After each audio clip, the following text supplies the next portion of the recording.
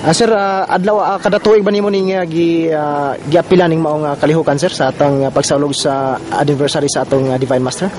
Kada tuig. Kada tuig dala.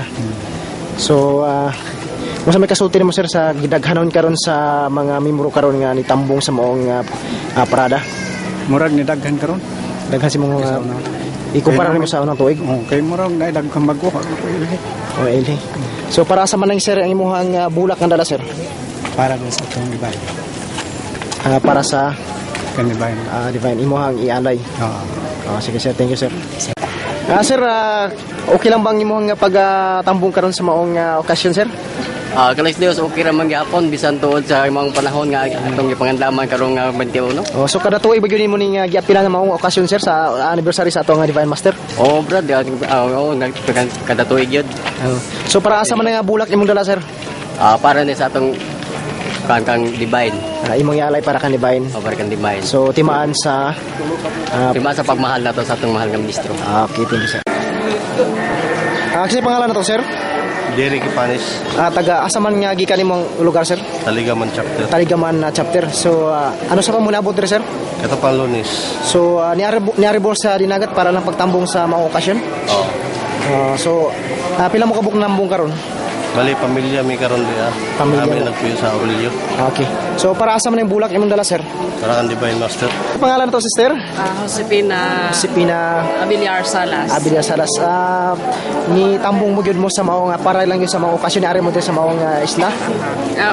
Pag-asay kasupod na ko sa akong ID kay Mamanay. Pakoy ingon ani nga ID.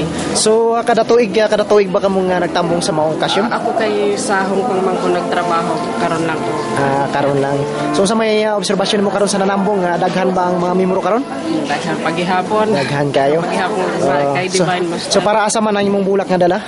Para akong ialay. Para sa Divine Master. Okay. So salamat.